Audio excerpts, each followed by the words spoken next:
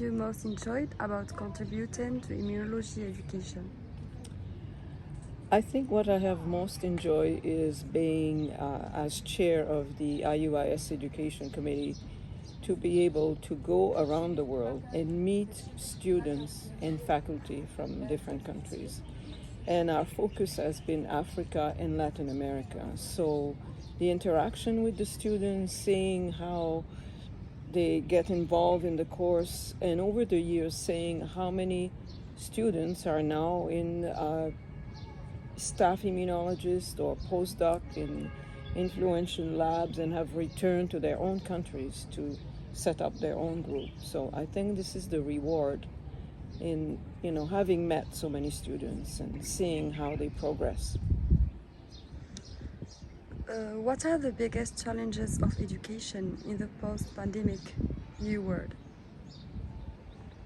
I think it is to not focus entirely on online education, because the kind of courses that the IUIS Education Committee has given are so interactive, and I think that the student would agree that the most important aspects of these courses is teaching people how to understand science, how to ask the proper questions, how to interact, how to build your network, and particularly the grant writing exercises, I think, have been most successful in teaching the students those parameters. You cannot teach this online. So although digital teaching and new methodology and videos and facilitating learning, yes, has occurred during the pandemic, but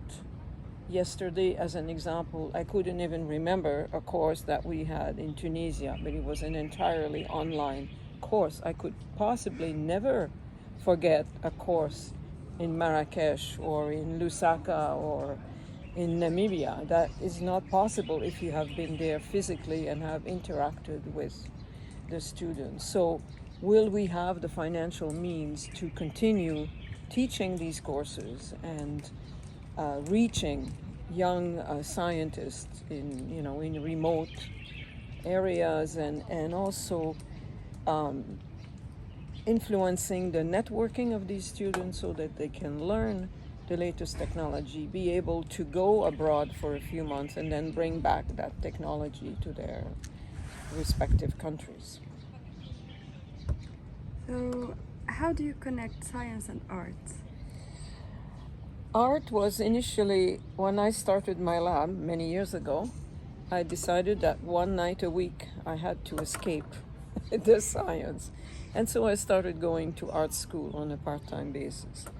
As a young student, as a student in high school, I totally disliked art classes, because in those days, you put an apple in front of the student and say, draw this apple, and that turned me off. So I was always able to take more mathematics instead of doing the art class, so I managed to escape. But when I started going to art school, I realized that it's all about expression of yourself and learning to free your mind and the other side of your brain, which is not so logic or so rigorous. So, for example, if you're doing DNA sequencing, one single error makes a huge difference, gives you a mutation, a disease instead of normal.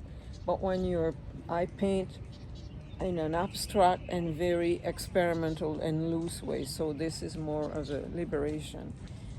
I think that what is most connected is the methodology that you learn in science. Every one of my exhibition is a project, with like a research project. I don't have to write grants, but I have to collect the material and design new approach to make the exhibition coherent. So I think what I learned in science as from an experimental point of view made me realize the art in a way that is very special to me or unique. So, thank you very much.